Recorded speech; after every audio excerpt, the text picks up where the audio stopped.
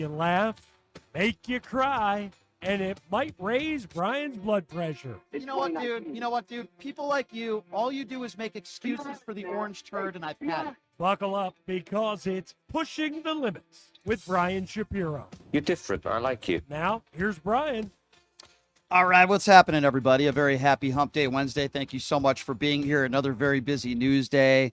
And thank you all for joining us on the Occupy Democrats Network.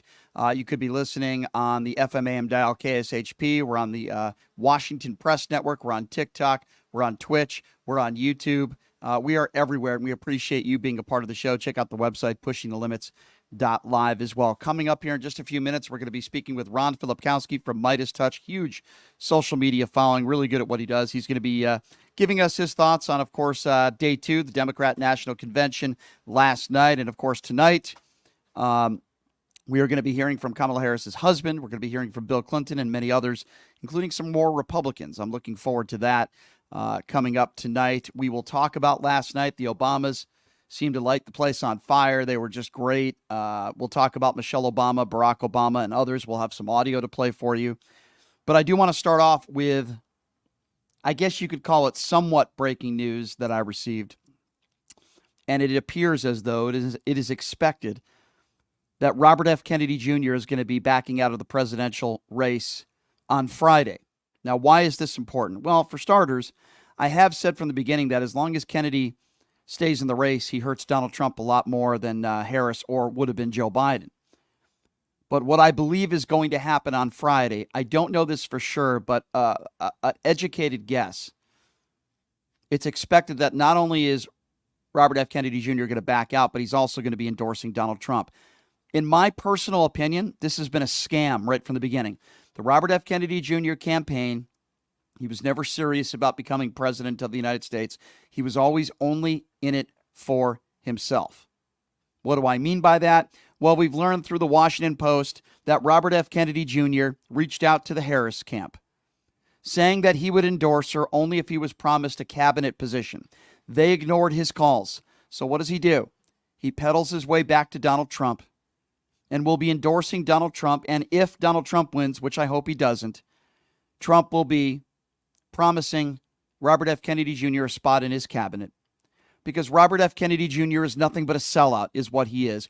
And boy, was I wrong about him. I am not always right, and I admit it when I am wrong. And when Robert F. Kennedy Jr. did this show a couple months ago, I came away from that interview thinking, okay, not a bad guy. I don't agree with him on a lot of issues, including the vaccines, but I don't think he's intentionally trying to harm anybody. I don't think he's a bad guy. Boy, was I wrong. Because I believe on Friday, that is exactly what Robert F. Kennedy Jr. was going to do. The people that I know, some very prominent people with a lot of money that have donated to the Kennedy Jr. campaign, have all been duped. Because I believe this was Kennedy's plan all along. All along, Robert F. Kennedy Jr. just wanted a cabinet position. All along, he wanted to raise his profile. All along, it didn't matter whether he endorsed a Democrat or Republican, because Robert F. Kennedy Jr., sadly, like so many other politicians out there, like the Donald Trumps of the world, were only in it for themselves. And Robert F. Kennedy Jr. is going to prove that on Friday. Now, what we've learned is that Kennedy Jr. is going to be holding an event where it's going to be a press conference where he's going to be addressing the nation in Arizona on Friday. Donald Trump's also going to be in Arizona for a short period of time on Friday, and then he's coming to Las Vegas. I will be at that rally. No matter what time it is, no matter where it is, I will be there. But this is nothing but a fraud, and it's amazing to me that Kennedy's wife, Cheryl Hines, who I've actually admired very much as an actress, is a big liberal. How can she stand by a man, her husband, who's going to support a 34-count felon, liable rapist? I just don't understand that. I know people that have donated boatloads of money to Kennedy's campaign. I'm talking boatloads of money. And yet, in the end, he's just another sellout. In the end, he's just another guy who's only out for himself. These lawsuits on these pharmaceutical companies, so only Kennedy Jr. could make money. so he can fill up his bank account. He doesn't care about you or me. I truly believe that now. And if he's going to do what I assume he's going to do besides backing out and backing Trump, it proves it all along. The man only cares about himself. And that is why so many members of his family are not supporting him. In fact, they've supported the Harris campaign. And we hear the attacks on the far right. Did you see what took place last night at the Democrat National Convention? Did you see it? Did you see what took place in Wisconsin? At the same time the convention was going on and people were making speeches and positive remarks about Harris and about Walz, they were holding another rally in Wisconsin to another jam-packed arena because people in this country are getting sick and tired of the negativity. They're getting sick and tired of the attacks. They're getting sick and tired of Donald Trump doing it once again today, playing the victim card. They are getting sick and tired of it, as am I. They're over it. They're done. And when we look at the energy, and we will get to all the audio cuts, and when you look at some of the Republicans that were in very important positions, like Stephanie Grisham,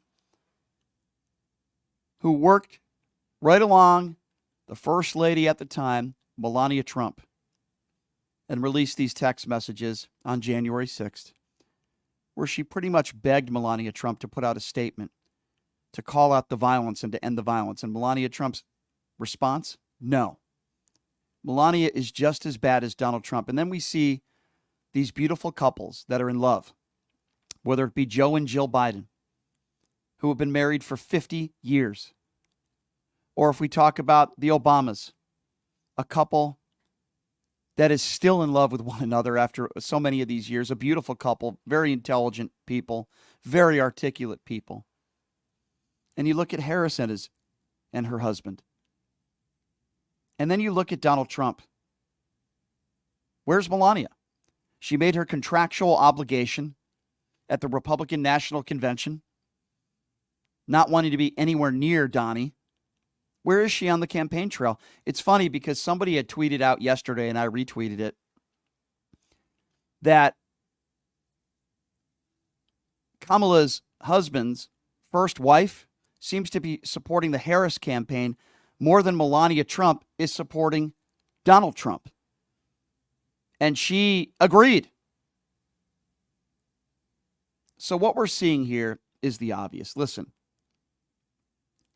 we know for a fact that those MAGA supporters, they're going to be voting for Donald Trump no matter what. Those who show up at the rallies 5 hours early, those who buy the Donald Trump Bibles, those who buy the gold sneakers, those are the diehards. And Donald Trump said himself, I could shoot somebody on Fifth Avenue and they're still going to support me.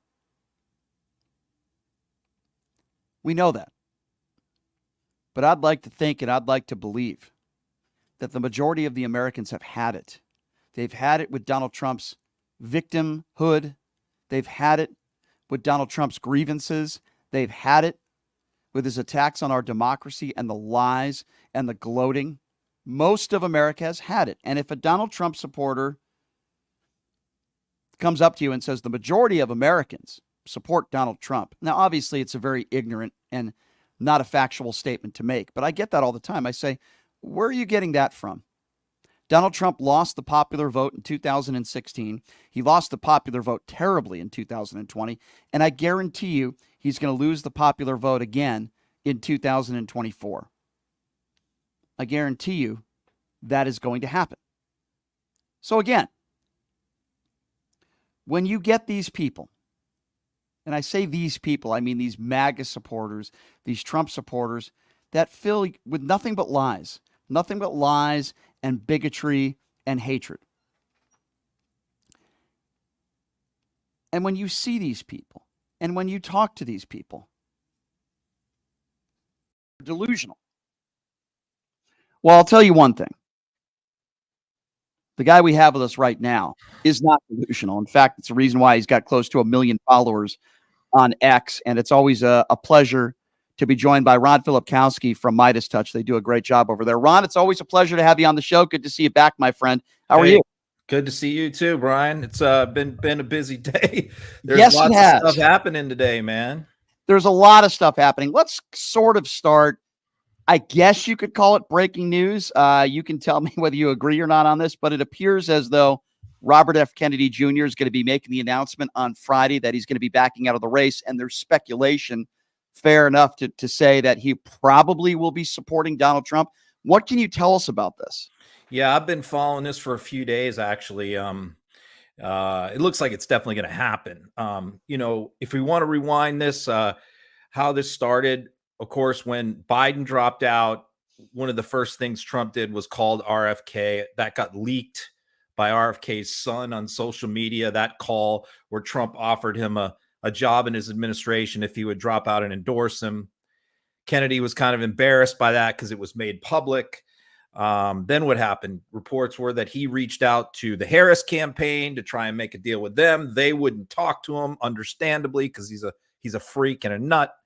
And so then it looks like he's back to negotiating with Trump. Then his running mate Nicole Shanahan came out in an interview podcast and said that they were talking to the Trump campaign and they were interested in making a deal. They said that if they thought they could get at least 5% of the vote, which means that they would be a legitimate third party in 2028, that they would stay in, but they don't have any money and it doesn't look like they're going to get 5% of the vote. Then Gateway Pundit, which is normally not a reliable media outlet, very right wing, but when it comes to certain right wing things, they do have good connections. And so I do take some of their stuff. They reported last night that they had talked to somebody very close to Kennedy who said on Friday he was going to drop out and endorse Trump. Then mainstream media reports are out today that he has announced this press conference or this statement that he's going to make on moving forward. It happens to be in Phoenix on Friday, where Trump is also speaking at the same time. So all signs certainly point to RFK getting on board with Team Trump here. Yeah, well said there. Thank you for explaining all of that, Ron. So, I mean, is it wrong of me to say that this was all a sham? I mean, maybe Robert F. Kennedy Jr. wanted to be president. I guess I wouldn't doubt that. But when you allegedly call up the Harris campaign and say, hey, I'll give you an endorsement if you give me a cabinet position if you win, and they ignore you, and then you go right back to Donald Trump, doesn't it? He has no, I agree with everything you said about him being crazy and being a nutcase and a conspiracy theorist, but how does anybody give this guy any bit of credibility at all when it appears to me all he ever wanted from the beginning was a cabinet position, no matter who won, and he would have given them his endorsement, whether they're a Republican or a Democrat? Seems to be the case. I don't think he ever thought he was going to win. I think he's a narcissist like Trump who craves attention. They're similar in many ways. They're both serial adulterers. RFK has had hundreds of affairs on his wife, which he's admitted to. Obviously, Trump has too. They're both liars. They're both narcissists. They're both conspiracy theorists. So if you want to go back to sort of the origin story of this, it was during, and I'll boil it down real quick. I mean, during the time of COVID, RFK was out there spouting all these conspiracy theories and was making a lot of money, actually. Up to that point, he had really been floundering. His nonprofit wasn't taking in any money. We hadn't heard from him in at least a decade. No one had heard from RFK. Then all of a sudden, he becomes this kooky conspiracy theorist during anti-vaxxer during COVID. And he starts getting all this play on like right-wing conspiracy channels and podcasts and stuff because mainstream media wouldn't put him on. But who put him on was Steve Bannon. And I happened to watch this, and this was, I don't know, almost 3 years ago now. And Bannon brought up this concept to him for the first time. He said, you really should consider running for president against Biden, running in the Democratic primary. And RFK hadn't really thought about it. You could tell. I watched the interview and he was like, oh, that's an interesting idea. I'll have to give that some thought. So this was, again, chaos agent Steve Bannon, who has worked for Trump, putting this idea into RFK's head because what they thought was that he was going to get into the Democratic primary and cause Biden serious problems and cause him to spend money. But of course, when all of that backfired and didn't work, then they shift gears. So the question is the Trump people still orchestrating all of this with RFK behind the scenes? Possibly. Yeah. Well, let me ask you this, Ron. I think we both would agree that if Kennedy stayed in the race, probably hurts Trump more than Biden, takes some of those Trump voters. Yep. Does this really help Donald Trump? Number one, Kennedy backing out, and number two, the endorsement. Does this really give Trump a bump in the polls, do you think? Well, totally agree with you. It definitely hurts Trump more. Trump very much understands that, and this is why I don't think Trump especially likes RFK Jr., but Trump's willing to make a deal with anybody for anything right now. Right. If it means winning, he doesn't care. So he'll promise anybody anything.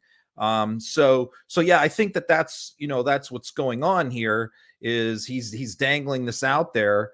But as far as like, will it help? Well, a lot of the really hardcore RFK supporters that I follow are pretty upset about this. And they're warning him, like, you better not do this or you're going to burn your bridges with us forever. Now, how many of that is? Look, I think the people who are supporting RFK don't really like Trump. And I think if he does this, I think some of them, of course, will probably switch over and vote for Trump if they believe that their hero is going to have a spot in the administration. But I think also a lot of them are just going to not vote. I tend to agree with you on that. It certainly doesn't hurt Donald Trump, but I would agree with you that probably a lot of them will not be voting at all. If you're just joining us, he's Ron Filipkowski over at Meidas Touch. They do a great job. So I saw on Meidas Touch, you guys had this article. It's mesmerizing to me that the Trump campaign puts out this statement on this stolen valor stuff. And in this statement, there's actually stolen valor in it. Can you tell us about this? It's like, you can't make this stuff up. Tell us about this. And they just retracted it and blamed it on a staffer. So this is typical for the Trump campaign. They're constantly like blaming staffers for things, whether it's mistakes Trump made, and Trump's always blaming his teleprompter or this and that, it's always somebody else's fault. Mm-hmm. But yeah, they want to put out a statement about Tim Walz. So they get the idea, like, we're going to get all the 50 veterans who are Republican members of Congress to sign on to this letter. And they're going to put this letter out. And it's going to be them like denouncing Tim Walz for exaggerating his military service. Meanwhile, on the signers, there's 50 signers. Next to 29 of them, they put that they were retired military when they're not retired military. Some of them had done as little as 2.5, 3 years. And of course, being retired military, if you're military, that's a big deal. Right. To say someone is retired next to their name, that's a title you get. You're entitled to certain benefits. It's a much bigger deal than just doing 4 years and getting out like I did or like many others did. Mm-hmm. So you have like Rick Scott on there who did 29 months in the Navy. He's on there as retired Navy officer. Then, also you got people like Ronnie Jackson on there who still claims that he's a retired rear admiral when he was busted down to captain 2 years ago for misconduct. And you got people like Troy Nels, who claims that he earned the combat infantry badge when the Army has repeatedly told him you are not entitled to wear that on your lapel. He finally, a couple months ago, stopped wearing it when the press wouldn't leave him alone. I did notice that Tom Cotton, who has claimed in the past that he was an Army Ranger when he was not, did not sign on to this letter. So he apparently was smart enough with his own stolen valor issues in the past not to allow his name to go on this. Unbelievable. I do want to talk to you about the DNC, at least the last couple nights. But are you surprised at all that J.D. Vance and Donald Trump still going after Walz for the stolen valor stuff? In fact, J.D. Vance making a joke saying, well, Walz, they did this DNC in Chicago, I'm paraphrasing here, so that Walz could finally be on the battlefield, kind of mocking all the violence in Chicago and then mocking his service. It seems like they haven't let up. Maybe they've stopped commenting on the color of Kamala's skin, but the stolen valor stuff, they keep going with it. Does that surprise you at all? I think part of the problem is they just don't really have a whole lot else. The tampon Tim thing didn't pan out, that he supposedly, put tampons in all the boys' rooms when all the school districts have since issued a statement saying that never happened. We never did that. This is fictional.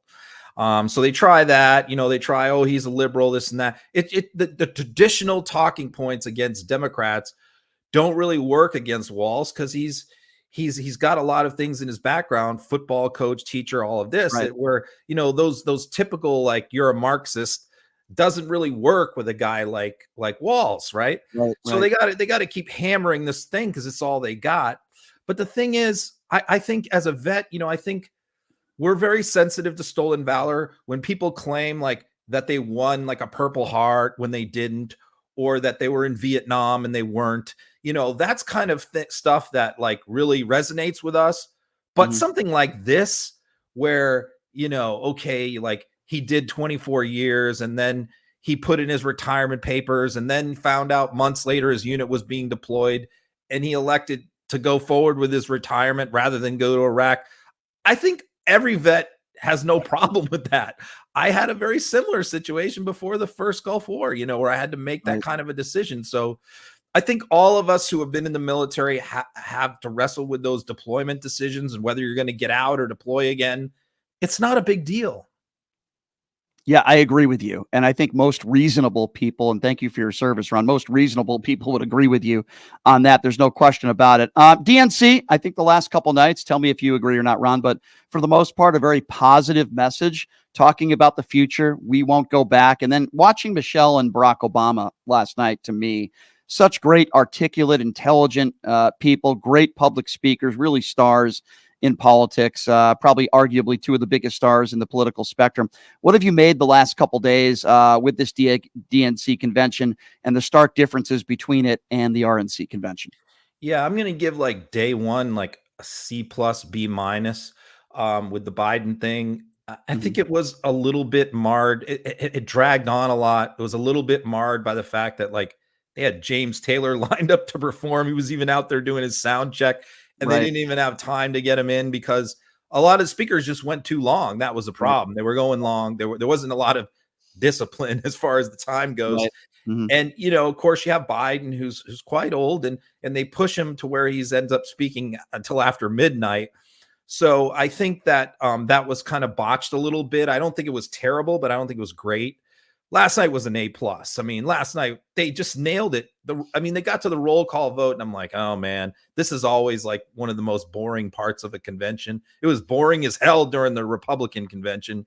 Yeah. And then, they got the DJ, they got the music and Little John and, Spike Lee. And I was just like, this is the coolest thing ever. What a show. It was cool. And then, they follow that up with the Obamas and then the link to Kamala, who's over in Milwaukee at her huge rally.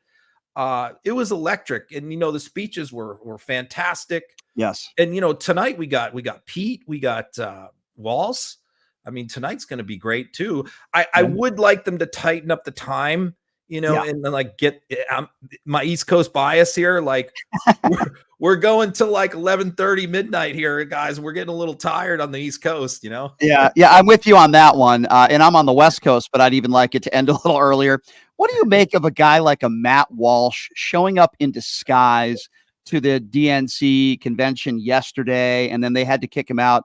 And then a guy like a Charlie Kirk who even shows up to something like this. What do you make of these clowns? Yeah, you got a bunch of them. James O'Keefe also, who's the Project Veritas, does a lot of the undercover shit. He's coming out with some stuff tomorrow, I guess, some video where he went undercover. I mean, these guys are beclowning themselves. Jack Posobiec was another one who went out there. I think that kind of stuff used to work, but I think a lot of the Democratic activists are smart now. Plus, a lot of these people are all known, whereas like maybe in 2016, nobody knew who these clowns were, even in 2020. But now they've all kind of been outed. Matt Walsh, that reminded me of the scene in like the Jackass 3 movie. I think one of the Jackass episodes where they glued pubic hairs to his face to make it look like he had a beard. Matt Walsh's beard looked like a bunch of pubic hairs that were glued to his face. I mean, he's a complete clown. He really is. He's a bigot. Let's just call it for what he is. He's a bigot. All day obsessing over transgenders and Gay Pride Month and all this other stuff, no doubt. What do you want to see tonight and tomorrow, the last two nights of the DNC convention? Ron Filipkowski, what do you want to see these last two nights to kind of put them over the top? I agree with you. Last night was an A+. What do you want to see these next couple nights?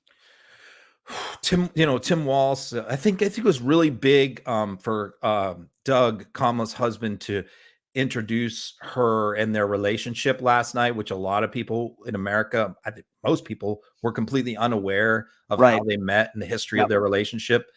And I've met Doug, and Doug is just a prince of he's like, what you see is what you get. He is literally like the nicest, down to earth. He told you the story. He grew up working part-time jobs, working at McDonald's, working his way through college. That's who he is. He's just like an average guy you would meet on the street. He's the sweetest guy in the world. So I thought that was great, for him to talk about that. But Walz to do kind of the same thing. Let us know his background. Let us know his story. I just saw a poll that only 30% of Americans even know who he is as of today. Wow. Interestingly, only 20% in that same poll knew who JD Vance was. So these guys are just, I think a lot of us involved in social media or politics, like we just take for granted, like everybody knows who these people are. They don't. And so this is their chance to introduce themselves to America, especially to those swing voters who are going to decide this. And I just have so much confidence that Walz is going to knock it out of the park. I'm also interested in Pete. Pete, a lot of people view him as long-term as a presidential candidate. This is his shot. And also, look, we don't know if Pete is going to stay on in a Harris administration. Yeah. So I hope he does. Probably, his shot to audition for something here. That's a good point. And then, of course, the star of the show is Kamala. I think that Kamala is just going to hit a home run in her speech. I'm so excited for her speech because I think it's going to be fantastic. Agree. Ron, last quick question for you, because you're so good at calling out the right-wing conspiracy theories out there. We've heard from the far right the Ashley Biden stories about, oh my God, they showered and Joe Biden's a pedophile. You hear all that nonsense, right? And here you have the other night, Ashley Biden in an emotional speech talking about her dad, and then embracing her dad, introducing her dad. And then Joe Biden, as you can see, wiping away tears. He got emotional. When is it ever going to stop? Yeah. When is it ever going to stop, Ron? I guess that's my question. I was involved in all, and the Ashley Biden stuff goes back to James O'Keefe, who we talked about before. He is the one who acquired the quote unquote Ashley Biden diary, which had been stolen in a burglary from her apartment. And the FBI was investigating it. Who ends up with the diary is James O'Keefe, far-right provocateur. And he is the one who put out this claim about the showering and all of that from the diary. Okay. Right. We don't even know if that's legit. We don't know anything about it. Like, this diary was passed through multiple people's hands, passed through a thief's hands, then into a right-wing provocateur's hands. Then the FBI raided his offices and seized the diary. So that's basically all we knew about this story, is that there was a lot of shadiness involved. And then we actually got to hear for the first time from Ashley herself about her dad. And I think that a lot of right-wing people were very, very shocked at what they heard from her, because I think that a lot of them have it in their head that she is like someone who is abused, who hates her father, who is a sex crimes victim. This is what they have in their twisted brains. And then they saw her last night, and she doesn't come across that way at all. She comes across a daughter who loves her dad a whole hell of a lot. Well said. I forgot to mention one other thing. I want to get your take on this. Stephanie Grisham, right? She speaks yesterday, good brief speech. Yep. And she shows the text message, Ron, if you recall, of her asking Melania Trump on January 6th, hey, will you just put out a statement? I'm paraphrasing here. Will you just put out a statement, going after the violent protesters and denouncing violence? Melania Trump's response, no. What kind of human being would respond like that? And I thought it was such a poignant moment to not only talk about Donald Trump's character, but what about Melania Trump and her lack of a moral compass, Ron? Yeah, I spend a lot of time on the Melania Trump stuff. Some people criticize me for it. Obviously, most media don't think we should talk about Melania Trump at all, but I think it's entirely appropriate because, it's all part of this fake facade that this whole thing is a con job. Yeah. And their marriage is a con job, as I've chronicled. They're never together. She has not appeared with him at a single event together on the road in 4 years. Nothing. Okay. She showed up at the RNC separate from him, came and left one day. They begged her to speak at the RNC. Trump begged her, the campaign begged her. She refused to speak. She has not been anywhere else with him. She wasn't with him today in North Carolina. She wasn't with him yesterday in Michigan or the day before that in Pennsylvania. She has nothing to do with this campaign. I don't believe they're even together anymore. It's as fake as Donald Trump being a Christian. It's all just a lie and a facade. And I think we just have to keep talking about that this is all part of his con game. It's like he's like the Wizard of Oz behind the curtain, right? So I think when she does that, because I think a lot of people have this impression in their mind that like Melania is a hostage and she's like maybe this nice person, but Trump is just dominating her and forcing her to go along with all this stuff. But every time we get a little snapshot into who she's really like, she's just as bad. I've said that over and over again, Ron, and please keep tweeting out where's Melania when Donald Trump is walking up a plane by himself on the tarmac. I love those tweets. Where's Melania? Well, she's certainly not by his side ever. That's for sure, unless it's a contractual obligation. Ron, go ahead. Interrupt, but even after he got shot, she was nowhere. You would think like after he's supposedly shot, right? I don't know whether he was or he wasn't. You'd think the wife would be there right in the hospital. Nope. Even Don Jr. was there talking to him. At least he called him. You're right. You're absolutely right. There's no doubt that this is a contractual marriage and just as fake as you point out with his hair transplants and his orange makeup. You're 100% correct. Ron, please keep up the good work, my friend. Love what you guys do at Meidas Touch. Brilliant stuff, my friend. Always appreciate the time and look forward to talking to you again soon, my friend. Thank you so much. Okay, you got it. We'll see you later. Appreciate it. Thanks, Ron. That's Filipkowski. Just a brilliant follow. I will say that on social media. Probably, and I have a lot of great people that I follow on X. Don't get me wrong. Ron's right up there. Probably my favorite follow. Just he does such a great job in pointing out the right-wing hypocrisy. Meidas Touch as a whole. Those guys do a phenomenal job. They're really great. So please check them out. And of course, Ron's X page, which is just awesome, man. It's just great. He just does such a great job. So I want to get through this audio, and then I want to hear from my MAGA supporters. I want to hear from my Kamala supporters. But I want to get through this audio first. And the reason why I want to get through this audio first is I want to talk about last night. I want to talk about what took place in Chicago last night on that DNC stage. And I want to start off by talking about Governor Pritzker, who is an actual billionaire. And, he made some pretty poignant remarks about Donald Trump and how we should not trust him or expected to trust him when it comes to the economy. Have a listen to this. Inject bleach. Donald Trump thinks that we should trust him on the economy because he claims to be very rich. But take it from an actual billionaire.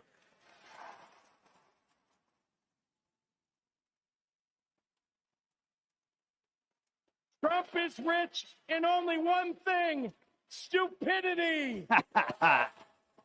I love it. That's a nice line there. And yeah, Governor Pritzker is actually a real billionaire, and he's not selling Bibles. I love Ana Navarro. I think she does a great job on The View. I've always liked Ana Navarro. Keep in mind, lifelong Republican. She talks about the right-wing attacks, calling Kamala a communist. Listen to this. Let's be serious. Donald Trump and his minions call Kamala a communist.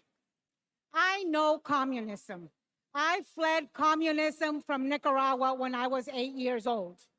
I don't take it lightly. And let me tell you what communist dictators do. And it's never just for one day. They attack the free press.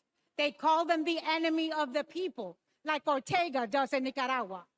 They put their unqualified relatives in cushy government jobs so they can get rich of their positions, like the Castros do in Cuba. And they refuse to accept legitimate elections when they lose and call for violence to stay in power, like Maduro is doing right now in Venezuela. Now, you tell me something. Do any of those things sound familiar? Is there anybody running for president who reminds you of that? And I know one thing, it's not Kamala Harris. That is not the American the America we love. It's not the land of freedom we treasure. Last night, we heard President Biden say that he loves his job, but he loves his country more.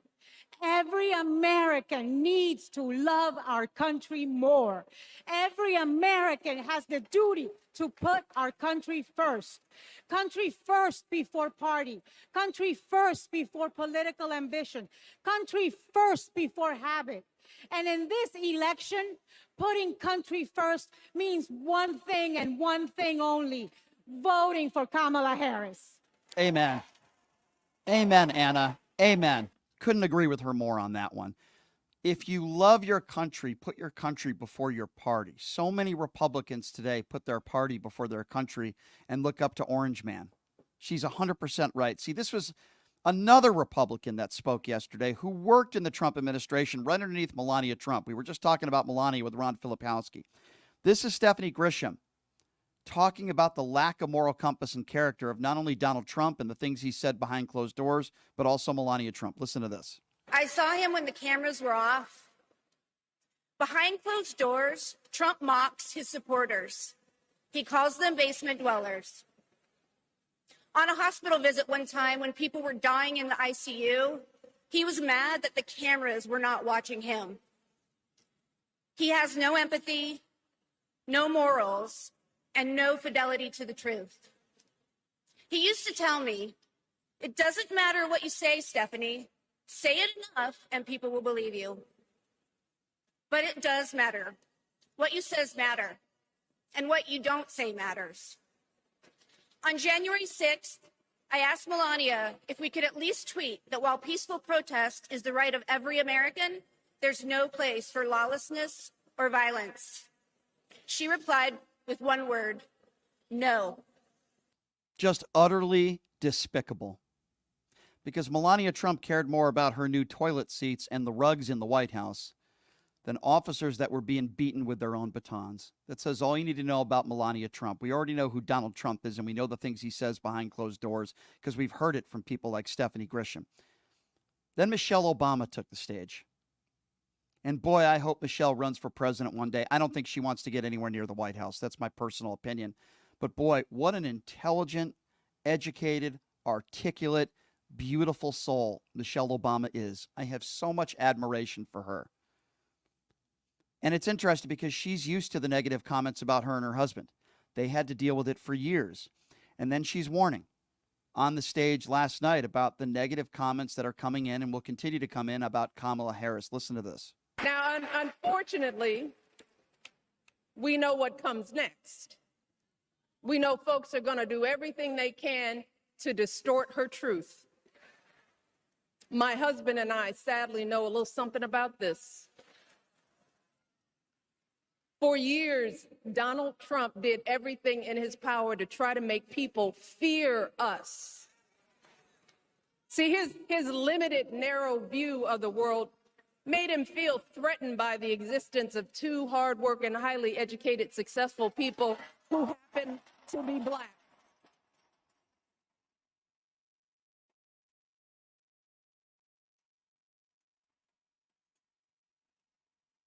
Wait.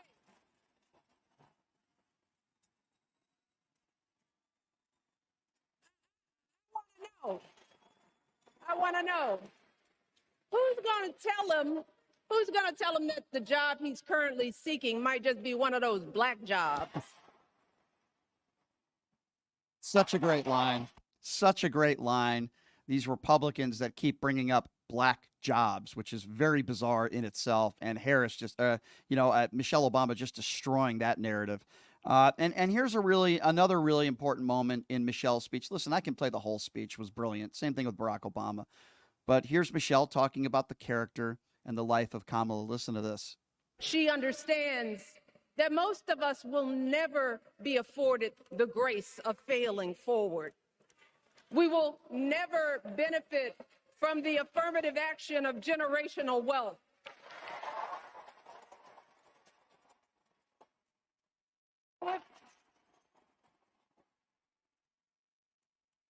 If we bankrupt a business or choke in a crisis, We don't get a second, third, or fourth chance.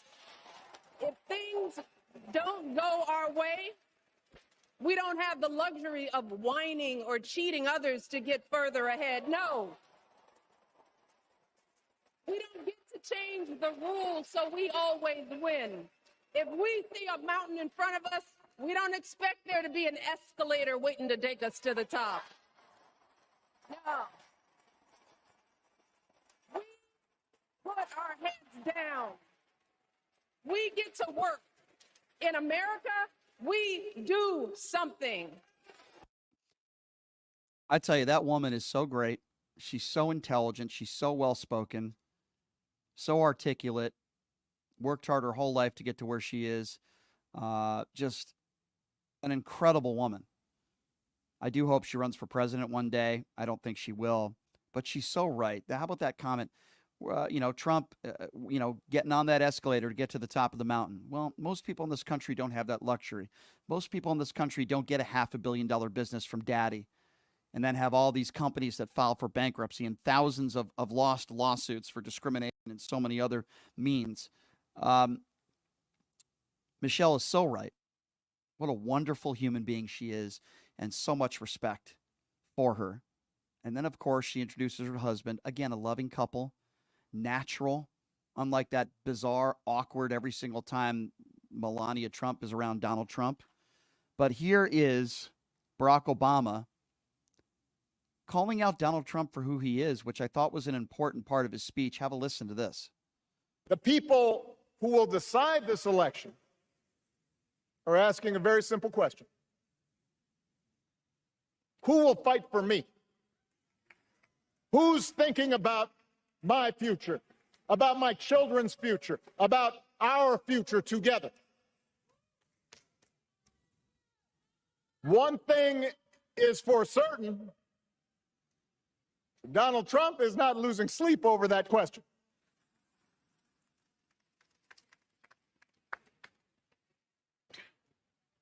Here's a 78-year-old billionaire who has not stopped whining about his problems since he rode down his golden escalator 9 years ago.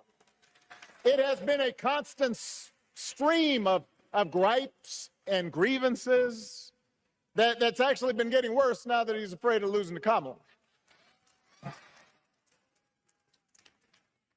There's the childish nicknames, the crazy conspiracy theories, this weird obsession with crowd sizes.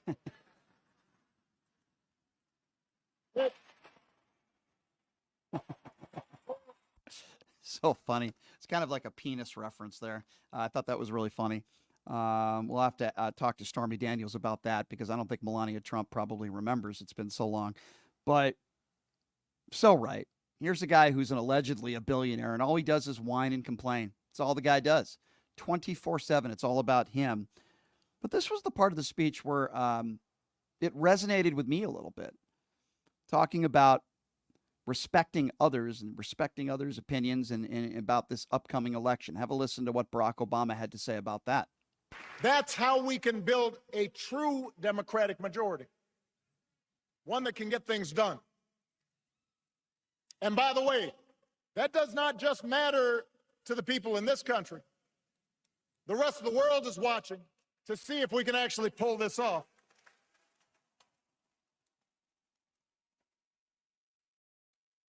No nation,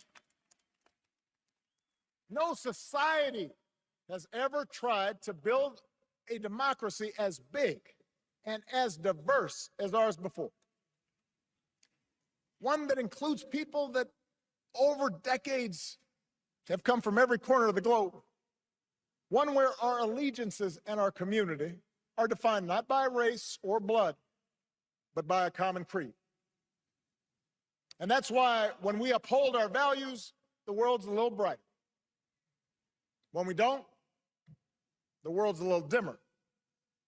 And dictators and autocrats feel emboldened. And over time, we become less safe. We shouldn't be the world's policemen, and we can't eradicate every cruelty and injustice in the world. But America can be and must be a force for good.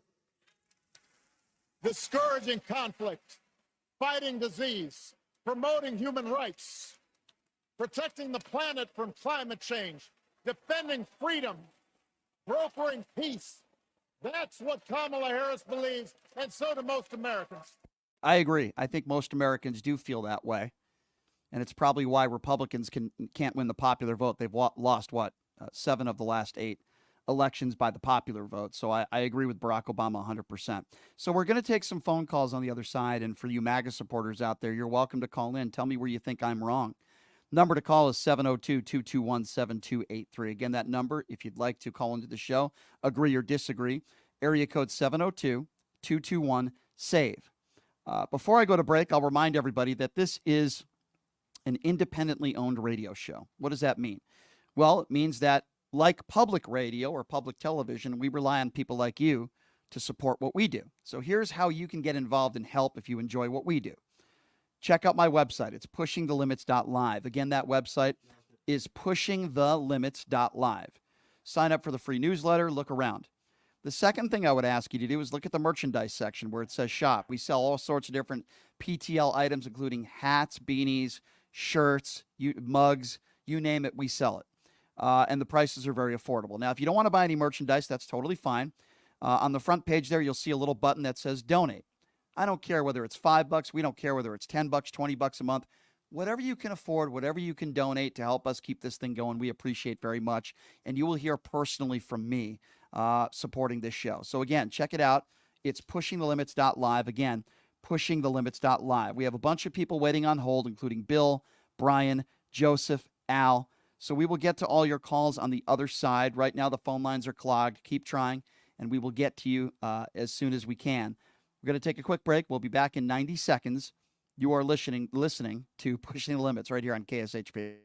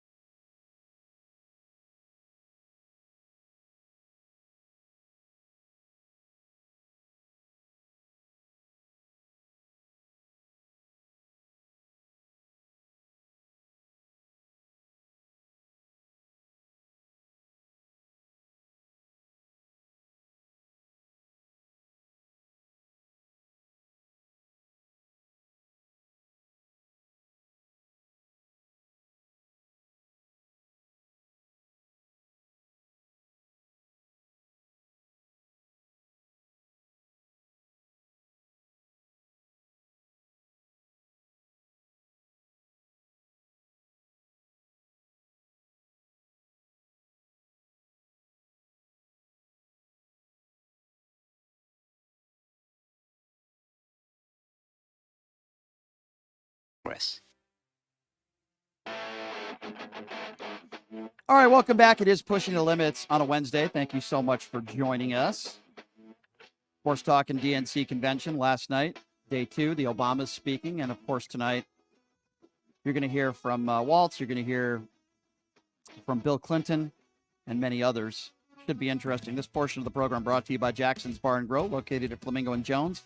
Great promotions, the official gaming bar of the PTL radio show. And if anybody in the bar hits a jackpot while you're actively playing with your card in the machine, within 24 hours, you're going to get $20 in free slot play. So you got to be rooting for those jackpots for your neighbors as well. Please check them out.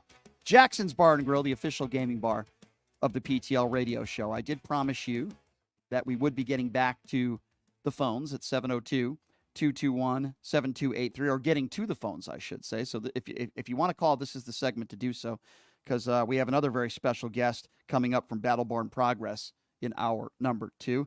All right, let's start off this segment with JD. JD is first up on Pushing the Limits. Hello, JD. Hello, I had a question for you, Brian. Do you believe Donald Trump was shot in the ear at Butler, Pennsylvania? I'm gonna hold off on that opinion until the investigation is over, because unlike most You didn't people, see it. You didn't see it live on TV. I just answered your question. I'm going to wait until the investigation is over with before I hear a conclusive report. To me, I don't really care. I don't care, JD. Oh, Here's what we know. Your guest said Your guest, Ron, said he wasn't shot. You didn't ask my guest. You asked me. I just gave you an honest answer, and I'm also going to respond by saying I don't care. The bottom line is somebody tried to kill Donald Trump. It was a 20-year-old white male Republican. We know that for a fact based on the press conference. I don't care whether it was glass fragments or a bullet. I don't care, JD. Why do you care? Man, oh man, I that's unbelievable. What's response. Unbelievable? What's unbelievable? What does it matter? I don't care. Why do you care when someone somebody tries to to assassinate? No, you're misinterpreting what I said. Will you listen? I didn't say I didn't care that somebody tried to kill him. What I said was I don't care whether it was glass fragments or a bullet that hit his earlobe. It doesn't matter to me. What matters is somebody tried to kill him, which is terrible. What part of that do you not understand? Does that not make any sense to you? Well, I'm not going to sit here and obsess like you over whether it was a bullet or glass fragments. Somebody tried to kill the president. An innocent man died. Several others were shot. Why does it matter to you? Why are you even asking me this? I have no idea why you're concerned about a glass fragment. I didn't say I was concerned. I didn't say I was concerned. What does that have to do? What does that have to do with the attempted assassination? It has nothing to do with it. He was obviously shot in the ear. It has nothing to do with it. Why are you even asking me this stupid MAGA question? I don't care. Because your guess is an assassination denier. Okay, so again, another stupid comment, JD. Stupid. Yeah, and I'm going to tell you why. Shut up and listen. Denier. Shut up and listen. He's an assassination denier. Okay, so JD, I'm going to explain something to you because you're obviously not smart enough to understand his statements. He never said that the assassination attempt never happened. When you say assassination denier, you're insinuating that he said that this was not an assassination attempt. That's not what Ron Filipkowski said. I don't know if you're smart enough to understand that. Clearly you're not. There are some people that believe, and I'm not one of these people, but there are some people that believe that it was not a bullet that pierced Donald Trump's ear, that it was glass fragments. And my response to your stupid question is, I don't care whether it was glass fragments or a bullet, but I do find it interesting that people like you seem to obsess and get so angry if someone puts forth an arguably a conspiracy theory, yet the man, JD, who you support, as I pod you back up, the man who you actually support is a guy who spreads conspiracy theories about January 6th, says it was an inside job. He spreads conspiracy theories about the 2020 election, still hasn't conceded. He's the guy, if he loses in November, he's already said he's not going to concede, and he's going to say it was election fraud. But yet you want to obsess over something like this. Ron Filipkowski never said that it was not an assassination attempt. In fact, he said to the contrary. What is wrong with you? his verbatim quote was, "I don't know if he was shot." Right. That And if doesn't you're mean saying, exactly. Can I get 2 sentences? Well, every then it'll be 2 more absurd opinions. But go ahead. I mean, where did the glass fragments appear in the atmosphere? Is this Where what did this they phone come call? from? Is this what this phone call is about? Where did they come from? Is this what this phone call is about, JD? Do you have anything else Well, you'd like it's to share with about me? the inaccuracy of your guess or the deniability. So you care about inaccuracy. JD, were you calling in radio shows talking about the inaccuracies of Fox News when they said it was Dominion voting machines that caused the election to favor Joe Biden? Were you calling in right-wing radio shows when Donald Trump It says has nothing to, no, it has to do with what we're talking it has about. everything to do with it. You freaking cut him down. Get off my show. It has everything to do with it. You want to talk about inaccuracies? You support Donald Trump, who lies about the 2020 election. Every other word out of his mouth is a lie. He talked about injecting yourself with disinfectant. He attacks our members of the military, and all of a sudden you care about inaccuracies? You boob, you. Get off my show. 702-221-7283 is the number to call. Let's go to Joseph. Joseph is next on PTL. What's up, Joseph? Yeah, hey, Brian. Okay, here's my piece.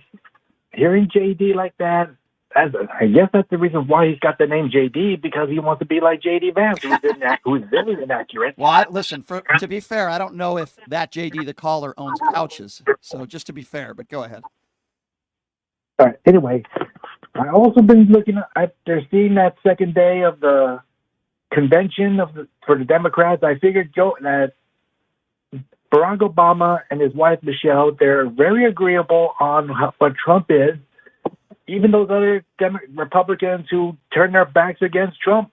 I mean, that's what Trump is. He's nothing more but a loser, dictator, 34-count convicted felon. Yeah. Who thinks he's better than Kamala Harris. But to me, I say that's the reason why those girls are having nightmares about him when he comes to see them in the dressing room. Yeah, I agree, Joseph. I've talked about that. Can you imagine what it must be like to wake up in the morning, to be a staunch Donald Trump supporter, to not have any problems with all the lies and the mistruths of that, but to wake up in the morning and be obsessed over the fact that some people believe that Donald Trump wasn't shot or pierced by a bullet in his earlobe, but that it could have been glass fragments, and to be obsessed over that.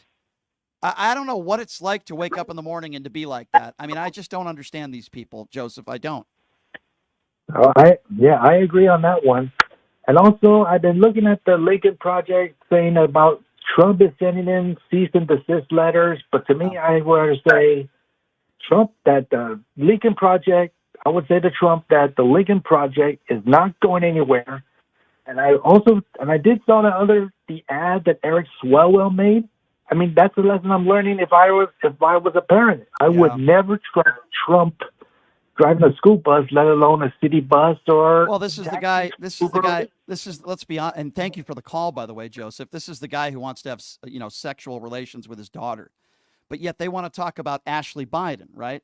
They want to talk about Ashley Biden, and they want to talk about the fact that allegedly that Ashley was molested by her father Joe, when Ashley's the daughter who introduced her father, and there's no evidence to prove that there was any wrongdoings there. Some diary that went from hand to hand to hand from right-wing buffoons like O'Keefe, and we're supposed to be led to believe that that's true. It's ridiculous. If you want to talk about inaccuracies, thank you for the call, Joseph. I appreciate you.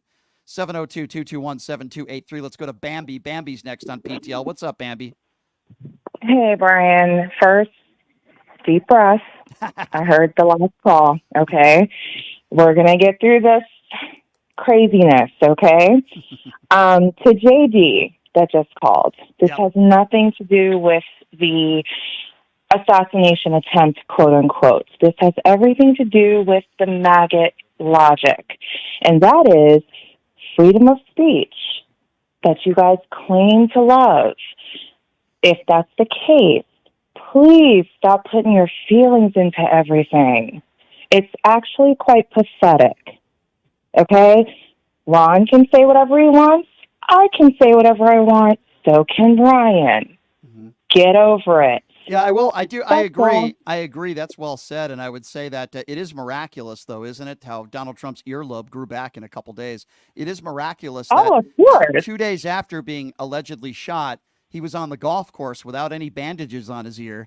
But then when the RNC convention happened, Brian, he had looked like a 3-foot long bandage on his ear. But yet a couple days before that, he don't was- you yeah. understand? This is why they want to ban tampons and everything. Yeah. You don't know the power of the maxi pad? Yeah, that's interesting you brought that up because that same caller is the one who called in criticizing Waltz for passing this bill, putting tampons in boys' restrooms in high schools. Guess what, Bambi? Guess how many schools were putting tampons in men's bathrooms? Can you guess how many?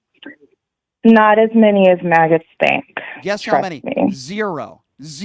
Yeah. Now, what Waltz did is if the schools, he left it up to the schools. You see, because Exactly. Republicans have a problem with a guy like Waltz, the governor of Minnesota, leaving it up to the schools to decide. But when it comes to the issue of abortion, Republicans have no problem with Donald Trump leaving it up to the states to decide. That's totally okay. Taking a woman's right away to choose. That's totally okay with Republicans, MAGA Republicans. But when it comes to Waltz leaving it up to the schools to decide whether they want tampons in boys' bathrooms or not, which, by the way, wouldn't hurt anybody, they seem to be up in arms over that.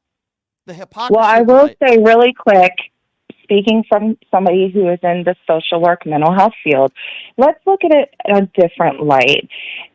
If they were to put these tampons in boys' bathrooms, don't you think that would teach boys to help their sisters Thank you. and their moms I've at made home? that. Thank you, Bambi. I made that point as well, and Yeah. especially a young girl. And I hate to get graphic here, but a young girl who maybe has her first unexpected period, and then maybe she confides in one of her friends that happens to be male. She's embarrassed to go to the nurse's office, so she asks one of her. Exactly. Wow, what a horrible idea! But see, these are the issues that Republicans are obsessed with. These are the issues that they want to attack the governor for. They don't want to talk about gun violence. They don't want to talk about a woman's right to choose. The word abortion wasn't mentioned once at the Republican National Convention when it's the number 2 issue on everyone's minds. Number 1 is the economy. Number 2 is abortion in most polls. They didn't mention it once. They don't want to talk about gun violence. They want to talk about drag queens, right? They don't want to talk about a woman's right to choose, but they want to ban books. This is what the Republican Party, the MAGA Republicans, stand for today. And I even had a friend of mine, and I'm embarrassed to admit this because he's done this show before, who made a fellatio joke about Kamala Harris. And of course, I responded and I said, how despicable. This is all you guys have. A woman who got a quality education working at McDonald's, and the attacks on her, the same attacks on Ocasio-Cortez when she was a bartender, as if that's somehow a bad thing. Let me tell you something, and thank you for the call, Bambi, by the way. You're welcome. Have a great day. You too. I would rather vote for somebody who wasn't given a silver spoon in his mouth and a golden toilet. I'd rather vote for somebody that knows what it's like to live paycheck to paycheck. I'd rather vote for somebody that worked at a fast food restaurant to make ends meet to pay for your college tuition. I'd rather vote for somebody that was a bartender, paid their way through school, got a quality education, made something of themselves, than some person who got a $500 million company from daddy. Now, if you'd rather vote for a person that got a $500 million company from daddy and most of their businesses in shambles, filed for bankruptcy, and has been a snake oil salesman their whole life, then you go ahead and you vote for your liable rapist. I choose others. 702-221-7283. Let's go to Al. 702-221-7283 if you want to call into the show. Hello, Al. Hey, this is Al. I'm, for those of you guys know, I'm Latino, Eisenhower Republican, and I wanted to make some comments on my opinion on the RFK Jr. guy supporting Donald Trump. I think it's a really good move. I think that I think he can bring over the conservative Democrats, which there are many of. No, he won't. Okay, that's fine. That's okay. I'm not going to argue with you. Well, like my boy JD argued with you. I think that kind of went long, and JD should have backed off on you when you told him that you didn't care. But anyhow, that's fine. Why would anybody care? Why would anybody care whether it was glass fragments or a bullet that struck Donald Trump? Now, Donald Trump I think he was just asking you, and you didn't get the point. and I agree with that. But I don't want to talk about that. What do you mean? No, I don't really hold care on. either. I don't really care Whoa, about hold whether on, it was glass Al, or let's bullet. back up. What do you mean I didn't get the point? What are you talking about? I didn't say you didn't get the point. I think JD didn't get the point. Okay, go ahead. Go ahead. Let's move on. I think JD didn't understand that you didn't care about that issue. No, I That's don't. fine. I don't. So, okay. So I think it went a little longer. You could have got. All right. Well, this more phone call is people going longer. calling So in. go ahead. Tell me what Well, you want anyway, to say. that's fine. So the point is that I do believe that, and I wanted to make a statement to all the Democrats that there's conservative Democrats out there, and a lot of Republicans feel that John F. K. would be a Republican now, and I personally would accept RFK, and I would love him to be our vice president. Okay, so here's a guy. So here's a guy who reached out to the Harris campaign, wanted a cabinet position under Harris, and in return, he would endorse her. Then when she ignored his calls, rightfully so, because he's a dingbat, he prances his way back to the Trump administration. And this is a man who is a fraud. And the fact that you would say... That's a possibility. What do you mean it's I didn't know. What do you mean No. I didn't know that he... Okay, let me ask you. I didn't know that he tried to go for Kamala. So here's what I would like you to do. Possibility. Go on to the Washington Post and look at the article that they posted, and I will take the Washington Post over anything that Donald Trump or Robert F. Kennedy Jr., the bear eater, says, okay? And the bottom line is Robert F. Kennedy Jr. entered this race knowing that he had no chance to win. And the reason why he did it was not for people like you and people like me. He did it for himself. He's very similar to Donald Trump. He wants a cabinet position. And when Kamala Harris rejected that phone call, which is what we're hearing, he then pranced over to Donald Trump. And of course, Donald Trump is going to make a deal with him if he thinks it'll benefit himself. These are two phonies. Robert F. Kennedy Jr. and Donald Trump are phonies and fakes that only care about themselves. So if you think this is a good thing and you want to vote I think they care about winning. I think they care about winning, and maybe it's I phony, agree. but that's correct. Yeah. I agree. They care about winning. Hence, they only care about themselves. They don't care about the country winning. They care about them winning. So if you want to vote for a liable rapist and you want to vote for a 34-count phone who attacks our brave men and women in uniform every day, attacks minorities, every other word out of his mouth is a lie. If that's the guy that you think is the right leader for the country, then it's a free country and you have the right to vote for him. But I vehemently disagree with you, and I shake my head, and I can't believe that people like you are going to vote for this guy. I'm mesmerized by it, Al. I really am. Well, I think he's the best. He's the worst of two evils. I don't think he's. Why the is best Kamala Harris himself. evil? Why is Kamala Harris evil? Why would you call her an evil No, the person? best of two. Well, first of all, I don't agree with her policies. Which policy? I don't even think she has any policies. Yes, she does. That's wrong. She just put out. She just put out 800. She just put out an 800-page document about what her viewing for the. Did you even read it? About. No, I don't even. Okay. I haven't read that, but all I can tell you is the history of the Republicans managing the economy and managing our cities is a lot better than the Democrats, in my opinion. So you think putting us $8.4 trillion in debt in 4 years is great management of funds? Well, it's not the best, but I think our cities were safer and our. Okay, so but you know what? These guys spend less. First of all, if you want to talk about again, Al, if you want to talk about cities being safer, violent crime was up over 30% under the Trump administration. Under the Biden administration, violent crimes went down. You don't know what you're talking about. You throw things at a wall. True. What about retail crime? I just said retail crime is not considered violent crime. What are you talking about? Well, retail crime is doing a ton of. Let me ask you a question. Especially here in Nevada. Okay, great. Let me ask you a question. Since you bring up retail crime, shoplifting, would you rather have a president of the United States that retail crime might be up a little, but all violent crime across the country would be down, way down 30%? Or would you rather have a president where he takes care of that retail crime, but violent crime is up 30%? What type of? I would rather have a president that would bring both of them down. That wasn't the question. Please answer the question. Yeah, well then I don't have an answer on that because you're telling me I wouldn't give you an answer. You're telling me that you can't answer a question of would you rather have violent crimes way down or shoplifting down, and you're telling me you can't answer that question. I don't think it's a full solution. I want a full solution. The question wasn't about the question. I'm not going to answer that question. You're not going to answer it because you're a coward. That's why. Any reasonable person would say they would much rather have murders and violent crime down than somebody who goes into a store and steals some beer or some toothpaste or a loaf of bread. The fact that you can't even answer that basic question makes you a fool and an imbecile, with all due respect. 702-221-7283. Don't you tell me crime was way down under Trump. That's a lie. And you listen to Orange Man tell lies. Violent crime was down, way down. It was up 30% under Trump, and Joe Biden got it way down. You are a liar. And I'm, or maybe very ill-informed, and the fact that you can't even answer that question is so telling.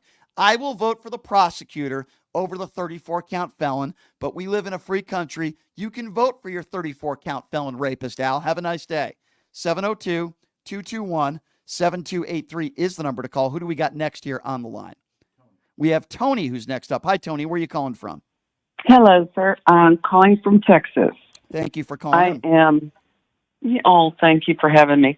I am a veteran. I joined the Army in 74. I'm Hispanic.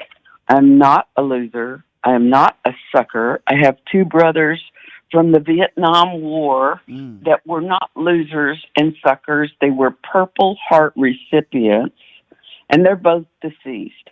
And I've got to say that we as women, we as Hispanics need to go toward the light, and the light is Kamala Harris. I agree. We Tony, need equal you are rights. right. Let me tell you this real quick. Thank you for your service. You're a hero. And for your friends and family members, people like me get to go on the radio every day because of people like you who risk your life for this country. I will always be indebted to people like you and, quite frankly, Governor Walz as well, and anybody who served this country honorably. And I despise Ron DeSantis as a person, but I will always respect his service to this country. What do you make of people out there like the J.D. Vances of the world, like the Donald Trumps of the world, who call people like you suckers and losers? Yes, General Milley put it in writing that he said that. I tend to believe him over Trump. I do too. Attack John McCain, say you don't respect him because he was captured. And now the stolen valor stuff. And then Donald Trump with this Medal of Freedom Award, giving it to a large donor of his campaign and devaluing an award that goes to our brave men and women in uniform that have been wounded or killed on the battlefield. I mean, what goes through your mind? It's a disgrace. It's a disgrace. And for him to not want injured soldiers because they don't look good for his background. And we are not basement dweller. Well, I'm not a basement dweller. His followers are he calls them basement dwellers. Oh, yeah, all the things he says behind closed doors. I mean, when you go to Mar-a-Lago, you don't see his supporters at Mar-a-Lago. You'll see a couple billionaires there. You'll see the rich elitists there. Let me tell you something. People have always said, oh, the Democrats are the party of elites. No, they're not. Yeah, I understand you had a couple billionaires there last night, but when you look at that crowd, the diversity, the hardworking Americans that are in Chicago, that were in that crowd, that are at Harris rallies. I've been to some Harris rallies. These are, beautiful is the word I would use. These are hardworking Americans, diversity. And when you look at Mar-a-Lago, do you see diversity? Do you see 9-to-5ers? And, of course not. These are billionaires. Another thing, too, is this whole 2025. I've read it forward and backward, and I can tell you as an intelligent, college-educated person, this is not the way we need to go. They want to get rid of the 19th Amendment, which is our right to vote, women's rights to vote. They want to get rid of our equal rights in a marriage. If I was in a marriage where a man abused me, I could not get a divorce. They want to bring us back to before 1920 to get rid of that 19th Amendment. What the hell? As Kamala Harris said, you're right. You're right, Tony. And by the way, thank you so much for calling in. And again, thank you for your service. You sound like a wonderful lady, and you're a hero. Make no mistake about it. Project 2025 is the way these right MAGAs, they think. It's the way they think. They can try to distance themselves, but as Kamala Harris said, I can't believe they even put that in writing. Thank you for the call, Tony. Appreciate you. All right, let's go to Bill. Bill is next up on PTL. Hi, Bill. Thanks for calling in. Where are you calling from? Michigan. Thanks for calling in, Bill. What's on your mind today? Oh, my God, a lot. My family was one of the writers of the Constitution of the United States with the Iroquois chief. Wow. Anyways, they wanted to destroy the Constitution. on my mom's side, there was 2 generals. On my dad's side, there was a general and a colonel in World War I that fought for our country bravery. And what Donald Trump is doing to this country is a slap in the face. When he had the Russians in the White House, the next day he was there. Yeah, meeting with Viktor Orban. Let's not forget about that either. You're absolutely right. God. Yeah. I called my Senator W, and I said, Debbie Stabenow, yeah. Why can't, when he had that secret meeting with Putin, that was treason. Absolutely agree. Taking his side over the side of our CIA and FBI. And what about some Americans? Like the week that, and this is probably maybe not as important, but it's still important to bring up, I believe. The week that Kanye West was praising Adolf Hitler, that nut job, he invites him to Mar-a-Lago with Nick Fuentes, a known Nazi sympathizer. He has dinner with these people at Mar-a-Lago. This is who Donald Trump is. And then people want to say, oh, when he said good people on both sides, he denounced white supremacy 5 minutes later. Oh, really? Well, he was on a debate stage, asked if he would denounce the Proud Boys on a presidential debate stage. And not only did he not denounce them, he said, stand back and stand by. But we're supposed to believe that when he said good people on both sides, oh, no, he wasn't talking about those tiki-torching white supremacists. Give me a break. I know. It's sad to see what he did to our country. And my family would be appalled of what he's doing right now. All the life. I hope to God New York has the balls to put him in jail. Well, I'll tell you something, Bill. It's interesting you bring that up because I think if he loses in November, there's a chance that might happen. I really feel that way. Well, I really hope to God they put him in jail for all his lies. And how can you be a businessman when you in business to bankrupt businesses? You're right. How can you talk about somebody's looks when you put on 8 layers of orange makeup and you look like a slob? How can you talk about integrity when you have no moral compass? How could you talk about our brave men and women when you dodge the military multiple times? How can you say you're a good businessman when so many of your businesses have filed for bankruptcy? I mean, the list goes on and on and on with Donald Trump. The hypocrisy, It's just, I don't even know where to put it, Bill, except good people like you and me, we got to go to the ballot box and do our job in November, and I know you will. Yep. Absolutely. Another thing, I served for 3 presidents because of my family history. Wow. I got to work with Vice President Bush, Dick Cheney, and Ronald Reagan. And they told me if I could go to this room and take any of these papers out, a vote only cost 2 cents. Well, you know what? And thank you, by the way, Bill, for everything you and your family have done for this country. And I'm glad that there are people like you out there, Bill, that can see the light. I'm glad there are people like you out there, true heroes, families that are heroes, that know that Donald Trump is the opposite of that. And it's good people like you, hardworking, good Americans like you, the reason why we're going to get the first female president ever in this country. And we're going to be alive to see it, Bill. And it's going to be a very emotional night for me. And I would imagine for you as well. And I appreciate your call, sir. 702-221-7283. Who are we going to next? Let's go to Charles. Charles is next up on PTL. Hi, Charles. Where are you calling from? Calling you from the Big Easy again, my friend. Thanks for having me on the show. You got it, Charles. What's on your mind today? Oh, man, there's so much to chew on with your call-ins. I think the first thing I want to touch on is that you notice that they may not be basement dwellers, but empirical facts are like kryptonite to these people. They just are so brainwashed. They've heard the same thing over and over again. Yep. And as he implied, if you say it enough, they'll believe it. Right. I just want to remind everybody that was a Joseph Goebbels quote about Nazi propaganda, but we'll move on from that. No, but you're right. I just want to also touch on the fact that you're right, though. He said if you say things enough, according to Grisham, they will believe it. Hence, the 2020 election was stolen, so on and so forth. You're absolutely right. Go ahead, sir. Yeah, and the other thing is, look, the guy, grievance, victimization, they have no policy at all. When you listen to the 2 platforms, and it was kind of hilarious when you had a caller earlier talking about Harris not having a platform a couple days after she had published it. I know. How can I have a conversation with somebody like that? He says she doesn't have any policies, and then I say she just released a bunch of policies. Did you not see it on Friday? And he doesn't even know what I'm talking about. These people are so ill-informed. It's crazy. Yeah, and the Trump policy could fit on a business card. I'm going to give millionaires and billionaires a big tax break. Right. That's pretty much it. Yeah, you're right. Charles, you're 100% right, my friend, and it's good to hear from you as always. Thank you so much for the call. 702-221-7283. Let's go to David. I believe David is next on PTL. Hey, David, where are you calling from, man? Hi, Brian. Wilkes-Barre. I'm sorry, where are you calling? Wilkes-Barre, Pennsylvania. Gotcha, Pennsylvania. Mr. Shapiro country. What's on your mind today? Well, the thing of it is I find it a little bit ironic that the DNC was held in Chicago, and it's considering Chicago is something like the 13th year of it being the either murder capital or gun capital of the country, depending on how you break the data down. And I never hear the Democrats talking about it. And they're the ones that have controlled that city for a long time. And I have family in that city, and they talk about how brutal it is in Chicago, and the DNC was held there, and they don't talk about it consistently. And I think that's a huge issue because Chicago is one of many cities that are ran by Democrats that have been effectively ran into the ground.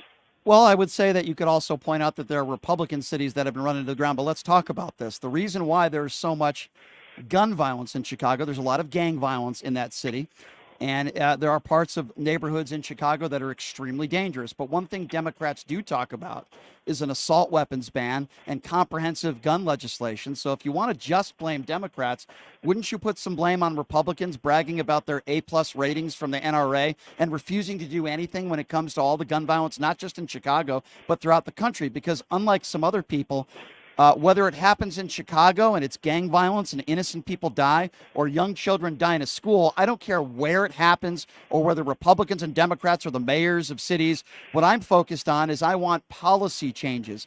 And many of these murders are happening from guns, some of them illegal and some of them legal. Republicans refuse to do anything about gun violence. So are you willing to also call out Republicans for refusing to move the needle when it comes to all the gun violence in this country, sir?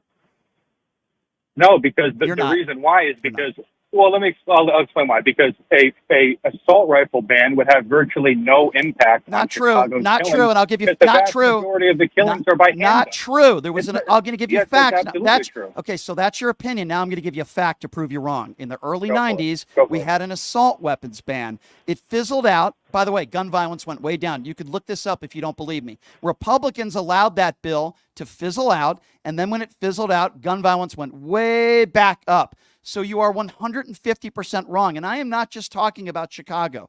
It's for whatever reason, you're just fixated on one city. I'm talking about, David, the entire country. I'm talking about kids being gunned down in schools. We live in a country where an 18-year-old, the day he turns 18, can walk into a gun store with literally no training and buy thousands of rounds of ammunition and guns that are used in war.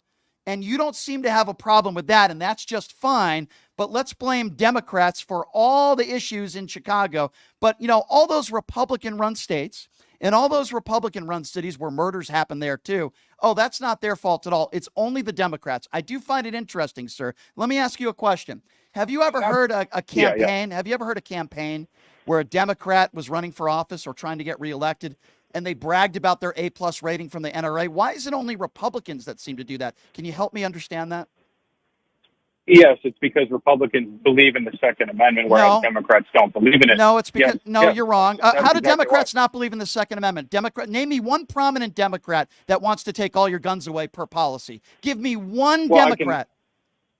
I can explain it. It's very simple. You don't have to explain it. I'm asking you. You don't have to explain it. I'm asking you to name me one Democrat. You just said Democrats don't believe in the Second Amendment. So surely you could name me a couple through their actions. When they say things like we need to ban assault rifles. I'm not talking. Let's say for argument's sake, assault rifles were banned and Democrats got what they wanted. Let's just say that happened. The very next day, they would be saying ban on shotguns, ban they on wouldn't. rifles. You're absolutely wrong. Yes, they you're would. making no. You're making you're making. Okay, so first of all, you just said that Democrats don't believe in the Second Amendment, which would mean they don't believe anyone has the right to bear arms. I ask you a very simple, poignant question when you make a ridiculous statement like that. In my opinion, that's a ridiculous statement. I say, can you name me? Hold on. Can you name me a couple Democrats that want to implement in law getting rid of all guns, not just assault weapons, which, by the way, was done in the early 90s?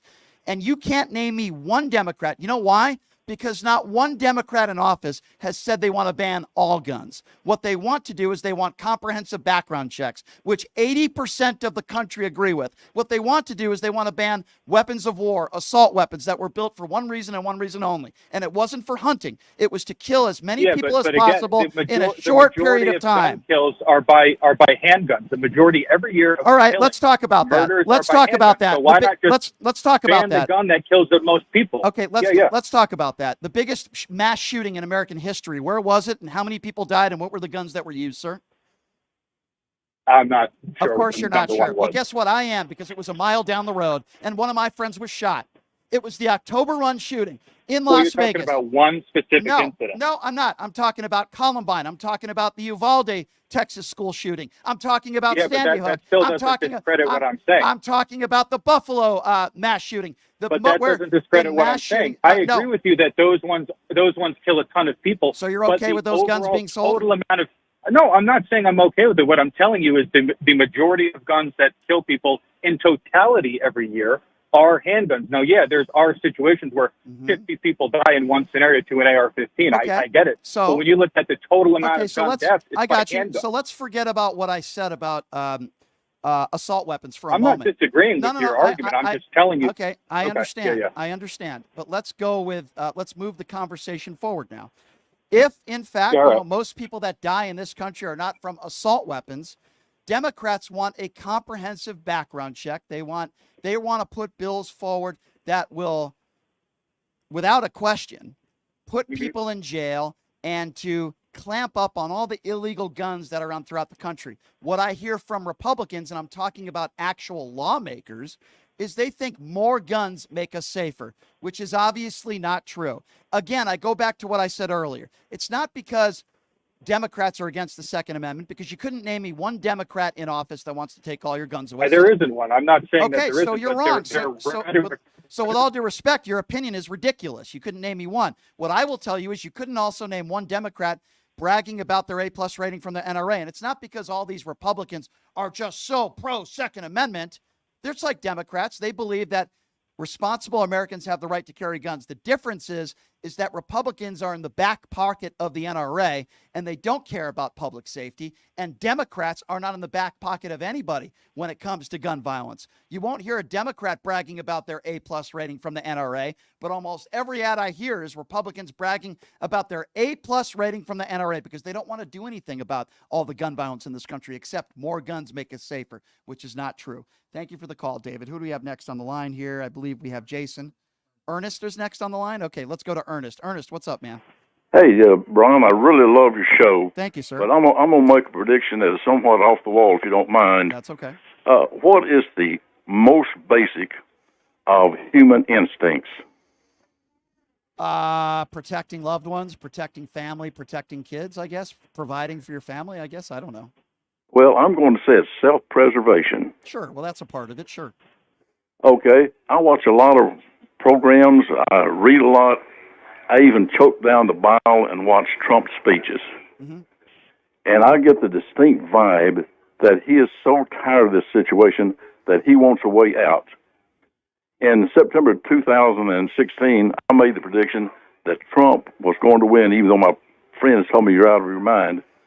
But I predict that in the next 30 days, Trump is going to drop out of the race for, quote unquote, the good of the country.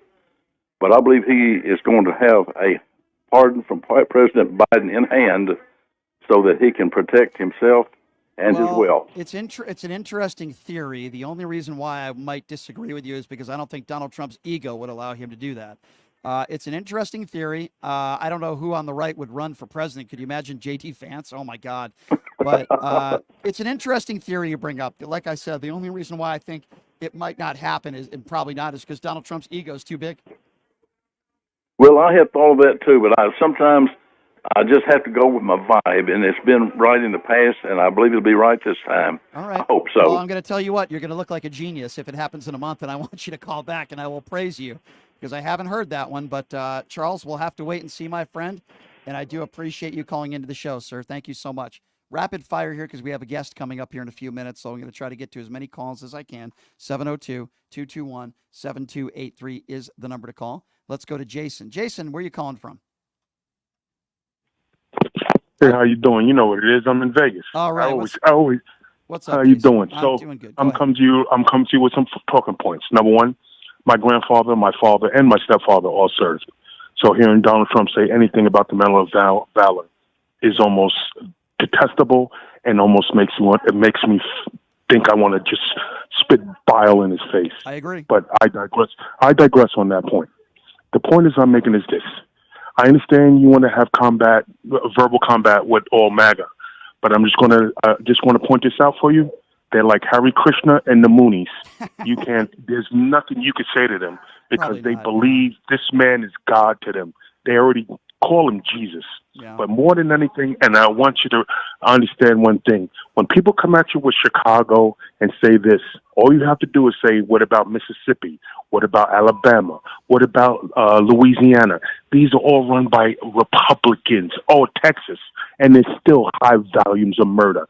And more than anything, when they say Chicago, all you have to do is say, you know where all the people from Chicago get their guns from? A red state, Indiana. They run to Indiana, get their guns, and then they come back to Chicago. So that's a good 'Cause in point. Indiana, That's a good point. But I will also add, when somebody like the last caller, David, caller before him, says that Democrats don't believe in the Second Amendment, it makes the guy couldn't name one Democrat that wants to put that in policy. These I Republicans, do understand that. it's ridiculous. I mean, how do you have a Yeah, but conversation? you got to remember this, though. You got to remember this. When we were kids, there was no such thing as a school shooting. Right. Ever. No, you're right. Never. You're right. When I was a kid, I never even heard of a school shooting. Columbine was the first one. Because of Ronald Reagan and getting the assault weapon banned. Yeah. It was safe in America. Correct. And the minute Republicans became more worried about money in their pocket from the NRA Correct. instead of their own grandkids and kids in the street, that's when it all changed. Yeah. Remember, if it wasn't for Republicans and putting down the assault weapons ban, we would never have school shootings. And if we did, they would come in with a handgun and they would be taken out in 4 seconds. I agree with you. Very well said. And when this idea that Democrats want to take all your guns away is such a lie. It's so ridiculous. Why? Because they want an assault weapons ban? That means they don't believe in the Second Amendment? That's like somebody saying, I don't, eat French fries. They're not good for me, so I don't believe in food. I mean, it just doesn't make any sense. Let's go to Kevin. Kevin is next on PTL. What's up, Kevin? Hey, Brian, how are you today? Hey, good, man. What's on your mind? Oh, man, I got to tell you, day one of the DNC, it was fun to watch. But last night, I just had a smile on my face all night long. Me too. Was so good. And I love Doug Emhoff. What an amazing human being. Nice just man. his story. Yep. And given the fact that Thursday is her 10th anniversary and she plays that message that he left, I'm really hoping that she plays it on Thursday when she gives her speech. I hope so, too. I agree with you what you said about Harris's husband. He seems like a really nice family, though, right? Even his ex-wife. She's had nothing but nice things to say about Kamala. They seem like a very close-knit, good family. And I've learned a lot more, I'll be honest, about Harris in the last month than I have in the last 6-7 years. And I'm very impressed with the way she's lived her life. I really am. I really am. Absolutely. Yeah, I really And when you talk about school shootings, you got to remember Brenda Spencer. If you don't know, look up that name and the story behind the song I Don't Like Mondays. But anyways, I just want to talk about Doug Emhoff. What a cool guy. And really, this has been, I'm looking forward to tonight and seeing what it's going to be all about. And given the fact it's in my hometown of Chicago, it's been great. I agree. Absolutely great. Well said, and I'm looking forward to tonight, and I'm interested what you'll say about it tomorrow. Let's go to Trisha. Is it Trisha that's next up on PTL? Hi, Trisha. Oh my! I feel like I won the lottery getting through to you. Well, I'm glad Really, I've been trying for so long. Oh, well, we need more phone Oh, my lines. God. I keep saying that, but I'm glad you're here, Trisha. What's on your mind today? Well, thank you. All right, a few things. First of all, you know what word I never hear when it comes to the characterization of Trump is classlessness. Yeah. I never hear that word. And I always put it out in my tweets on Facebook. He's classless. How come I never hear that word? Well, I think there's probably other words to describe him, right? Classless. Yes. Classless is certainly one of them. I think rapist is another one. Sexual abuser, liar, scumbag, Cheeto Jesus, orange turd. I mean, there's so many. Right. I know. I get all that. Yeah. And I've heard that, but not classless. And I think that's, Well, one that's of the another top. word. And I think there's a lot of words that could describe Donald Trump. That's certainly one of them. I agree with you, classless. And unfortunately, I'm up against the clock, my dear. I want you to call back again tomorrow, Trisha, where I could have a little bit more time to speak with you. But I appreciate your phone call. Please call back when I have a little bit more time. So here's what we're going to do. We're going to take a break. Before I take a break, I want to remind all of you, this is an independently owned radio show. What does that mean? Well, we rely on good people like you to help us. Costs money to run a show. So here's what I would say you can do to help us. Check out my website, pushingthelimits.live. It's a fairly new website. Again, it's pushingthelimits.live. We sell merchandise on there, mugs, hats, PTL hurts. I even have a shirt that says, "Don't be a right-wing buffoon," with my mug on it. If you don't want to buy merchandise, that's fine. We also have a donate button right on the front of our website. Doesn't matter whether it's $5, $10, $20, whatever you guys can afford. Monthly payment, $5, $10, whatever you can do. We appreciate it very much. Check me out, pushingthelimits.live. All right. So here's what we are going to do. I know we have more people on hold, but here's what we are going to do. We are going to take a very quick break. And when we come back, you might have heard me talking about Battleborn Progress and their website and what they stand for. I'll be honest with you, they're on my side on just about every issue. So we're going to be talking to a gentleman by the name of Jacob Solace from the Southern Nevada Communications lead for Battleborn Progress. He's going to be joining us next. We'll get his thoughts on the DNC, his thoughts on his company, and what his feelings are on Kamala Harris possibly being the first female president of all time. He'll be joining us next. Take a quick break. Be back right after this. It's Pushing the Limits right here on KS.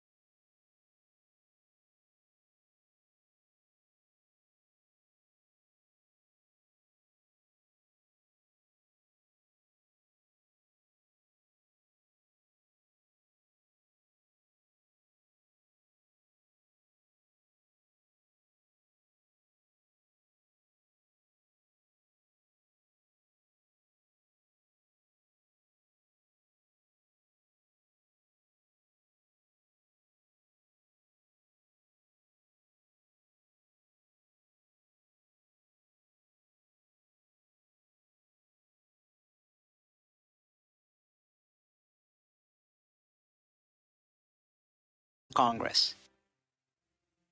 Workers have been hit hard over the past few years. From the pandemic to inflation, it has often felt like we can't get ahead. Too many of us are struggling to afford rent, food, and other basic necessities.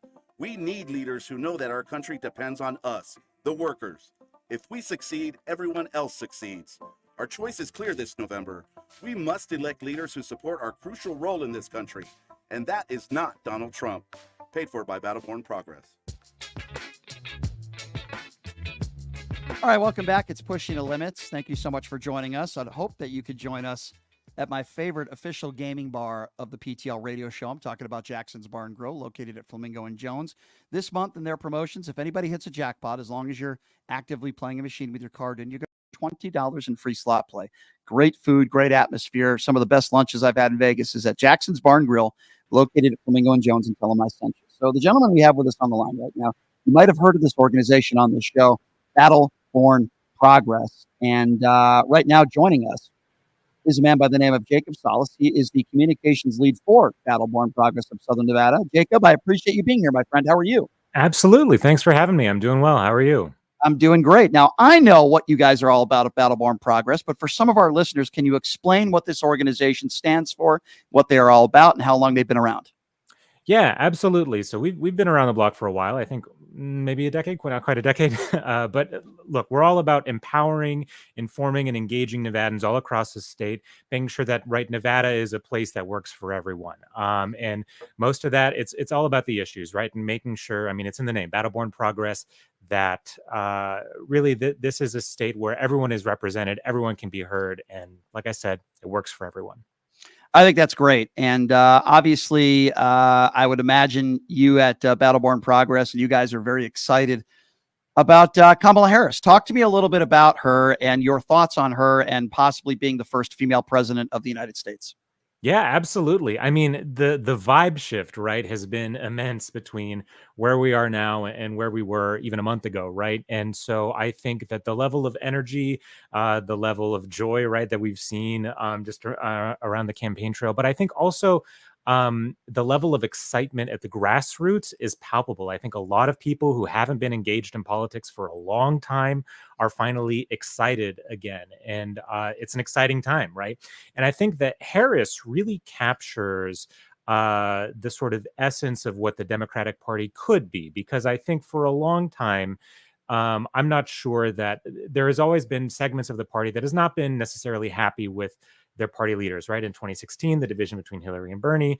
In 2020, obviously, that was a brutal primary between so many different candidates. And even this year, right, the decision to keep Biden on the ticket up until the last minute had a lot of folks anxious. And I think Harris represents a piece of the party that everyone can believe in. And I think her background, obviously, but even her biography, right, like you say, potentially becoming the first woman president. I mean, it's something. It's a message of hope, right? It shades of 2008, right? That it's something people can believe in. And, you know, Michelle and Barack Obama speaking last night echoed that sentiment, what you just talked about. You know, in your organization, Battle-Born Progress, you guys talk a lot about education. Donald Trump, as you know, wants to get rid of the Department of Education full blown. And you guys talk about this a lot. What do you make of this and the threat to our children out there that are trying to get a quality education? Yeah, absolutely. And I'll tell you this much, getting rid of the Department of Education would be a disaster. So for the most part, education is a state and local issue. But the way that the federal government operates usually is by giving money to support programs, right? So for instance, we'll say free and reduced school lunches. A lot of that kind of stuff is supported by federal grants through the U.S. Department of Education, through for the U.S. Department of Agriculture, and through the Department of Education, or programs like SNAP. And TANF, if you're familiar with those. So when we start dismantling pieces of the federal government, people start to lose out on these sort of valuable services that really matter, right? Again, school lunches, right? Having access to a free school lunch or breakfast or whatever when you need it means you do better in the classroom, means you go to class, means that the outcomes are going to be improved. And that is setting students up for a successful life, not just a successful school tenure. And so when we talk about getting rid of the Department of Education, that's the kind of outcomes we're putting on the table. I agree with everything you just said. And, you know, speaking of school lunch, you know, Governor Tim Walz in Minnesota passes a bill, free breakfast and free lunch for students in that state. I think of Michelle Obama when she, and I'm such a big Michelle Obama fan, when she was the first lady, you know, talking about nutrition, you know, the type of food these children are putting in their bodies, you know, and I think of these initiatives and these bills that were passed, like from a Tim Walz. And then I think of Donald Trump. I don't think he's ever talked about nutrition his entire life.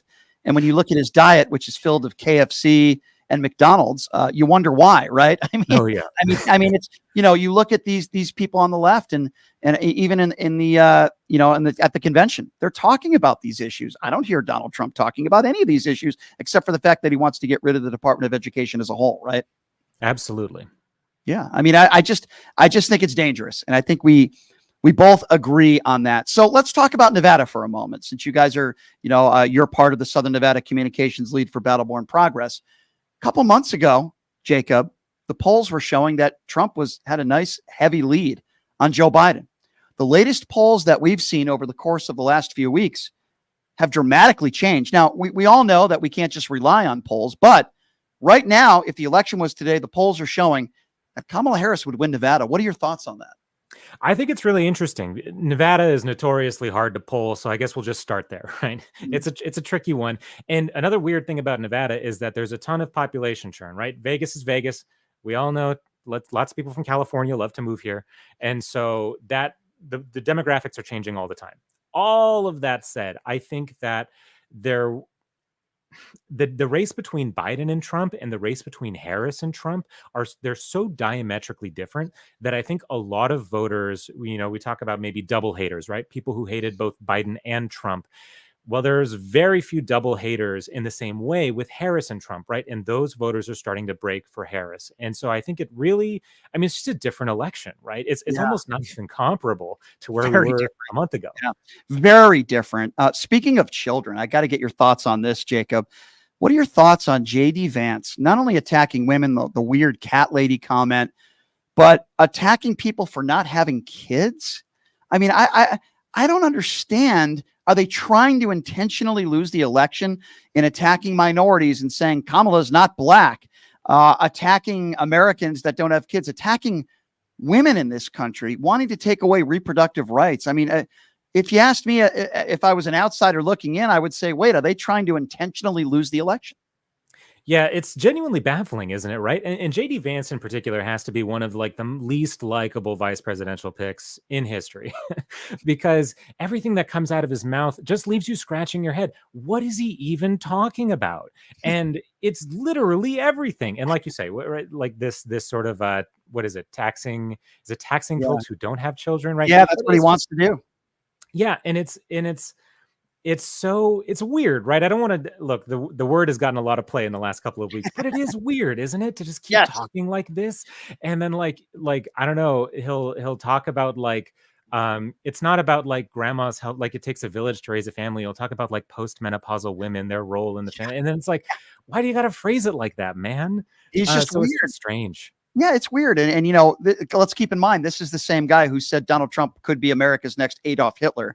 Yeah. I mean, I don't know about you, but I really don't have any friends of mine or people in my life that would want to work for somebody that they characterized or compared to someone who killed 7 million Jews. But hey, I guess the excuse is, well, I was wrong about the guy. What do you make about, I want to ask you one Robert F. Kennedy Jr. question, Jacob, if I may, because it's speculated now that he's going to step down. He's going to step out of the race on Friday and then support Trump. What are your thoughts on that? Well, I mean, there's potential to benefit Trump, right? Because I guess there's a non-zero percentage of RFK Jr. voters who like Trump more than they like Harris. But frankly, RFK Jr. has been totally tanking. I mean, if he's going to drop out, the reason he's going to drop out is because there's no base of support. Right. And so, does it help Trump? Potentially. Does it hurt Harris? It might not be that bad. I think we're just going to have to wait and see because who knows? Yeah, you're right. Who knows? I tend to think he's stepping down, and I tend to think he's going to be supporting Donald Trump just because Trump offered him a position in his cabinet if he wins, which I think is a complete sellout. But we'll have to wait and see how this turns out. Again, if you're just joining us, he is Jacob Solace. He is the Southern Nevada communications lead for Battle-Born Progress. I want to give you the opportunity to talk a little bit about Battle-Born Progress. I know you guys have been around for a little while now. How can people get involved? Like if people want to donate to what you guys are doing, which I think is wonderful work, particularly right here in Las Vegas, how can people get involved and be a part of what you guys are doing? Absolutely. So I think the number one way is to help volunteer, right? And so we have an app called Megaphone. It's a national app, but you can help volunteer through that. You can find us there. And I think that's really the number one way, making sure, because at a certain point, it's going to be knocking on doors and making phone calls and making sure that folks are engaged and that they know what's happening. So that's the number one way. And give out your website again for us so people know where to go if they want to learn more about you. Yeah. You can find us at battlebornprogress.org. There you go. Battlebornprogress.org. You've heard it here on the show before. Jacob, thank you so much for what you guys are doing. You're on the right side of history. And you're doing a lot of good in the community. And we need to spread the word on what you guys are doing at Battle-Born Progress. And let's hope that we get the result that we are all looking for, right? In November. But I'm sure your eyes will be glued to the television set tonight and tomorrow, the last 2 days of the Democrat National Convention in Chicago. And I don't expect I'll see you at the Donald Trump rally on Friday. Probably not. Well, Jacob, thank you so much for being here. I appreciate it. Love to have you on again down the road. Love the work that you guys are doing at Battle-Born Progress. Keep up the great work, my friend. And we'll talk to you soon, okay? Absolutely. Thanks so much. Good to have you. Thank you so much. That's Jacob Solace, Southern Nevada communications lead for a great organization, as I mentioned, Battle-Born Progress. Check them out, battlebornprogress.org. and you can learn more about them. They are on the right side of history. They are getting people involved, getting people to vote, because we know there's still a lot of people out there that maybe haven't voted before, and they got to get registered to vote. So that's really, really important. So obviously tonight on the show, we have some very big keynote speakers. Tim Walz is going to be speaking. Former President Bill Clinton and former House Speaker Nancy Pelosi are expected to deliver primetime remarks on the third night tonight of the Democrat National Convention. So that's going to be very interesting. We have more Republicans that are going to be speaking. And then, of course, tomorrow, the grand finale where Kamala Harris will be speaking. And certainly the biggest speech of her political career. So I'm really looking forward to that. Donald Trump is coming to town Friday. I will be there. Still trying to figure out the logistics of that, the time of it. Might have to have a guest host filling in on Friday to talk about that. But I will be there for it, not because I support Donald Trump, but because I want to talk to some of the deplorables. Can you blame me? Sometimes it's entertaining. As I mentioned before, I'll say it again. Appreciate all of you. We get calls from all over the country. We weren't able to take all the phone calls. We weren't able to take all the calls today because we have guests on the show. But try back again tomorrow. Tomorrow we'll have a lot more time to be taking phone calls. In fact, I promise you, I'll be dedicating more time tomorrow to get to more calls because it is the most interactive show, not just in Las Vegas, but quite frankly, across the country. We take dozens and dozens of calls every single day. But this is an independently owned radio show. So what does that mean? Well, I'm so glad you asked. Because we're an independently owned radio show, we rely on good people like yourselves. And I'm so appreciative for all of you that have been donating, that have been buying merchandise. I can't wait to see you all wearing that PTL swag when I'm out and about. I met a lot of you guys, at least locally here at the Kamala Harris rally. I had dozens of people coming up to me saying hello, I love the show, and that was very humbling. So I appreciate all of you that are tuning in. I even had some of those people that were coming up to me at the J.D. Vance rally here last month. Hey, you frustrate me, but I like your show. I'm like, well, that means a lot to me. Even though we might not agree politically, you still listen and engage, and that I really appreciate that. So what can you do to help me out and support the show? It's very, very simple, folks. Very simple. Take a couple minutes of your time. If you like what I do here, check out my website, pushingthelimits.live. Again, that website is pushingthelimits.live. Sign up for my free newsletter, look around. Then go to the shopping section. You'll see some cool swag that we sell: shirts, hats, mugs, all sorts of different things. Very affordable prices. Now, if you don't want to buy any of the merchandise, that's totally okay. You don't have to. But we'd appreciate it if you look on that front page and you see a donate button there. Very simple. Go on there, whatever you can afford. We don't care. Whatever is good for you. $5, $10, $20 a month. Whatever you can afford, we appreciate it. And then you will hear from me personally as a thank you for supporting the Pushing the Limits radio show. We are living in very strange times, but also historic times. And when you think about it, in this lifetime, it's been pretty incredible. Minus Donald Trump, we had our first black president in Barack Obama. And boy, do many of us miss him. Such a great man, such a great first lady. But now we possibly in a couple months could be calling her the first female president of the United States, which I think most of us hope, most of the country. You Trump supporters are not the silent majority. You're the loud minority. I keep saying that over and over and over again. I am interested to hear what Tim Walz has to say tonight. Bill Clinton doesn't make a lot of public appearances these days, so it could be interesting to hear from him as well tonight. And it's the final 2 days, the fireworks. We will have all the coverage tomorrow. All the coverage tomorrow on day 3 of the Democrat National Convention. And I'm sure Donald Trump will be tweeting away on his Lie Social account. But this has been a great couple days for Democrats. It's been a great couple days for the party. And I don't expect tonight to be any different or tomorrow to be any different. For those of you that didn't get a chance to come on the show calling in, we'll take some more phone calls tomorrow, and I promise you I'll dedicate a little bit more time to that. I want to thank both of my guests for coming on, Ron Filipkowski from Meidas Touch and Jacob Solace from Battleborn Progress. We appreciate both of you for joining us on the show. We will see you tomorrow, same time, same place. Have a great rest of your day, everybody. Hey, everybody, are you struggling to find a pizza place that reminds you of Brooklyn? That true blue New York style pie? Well, worry no more.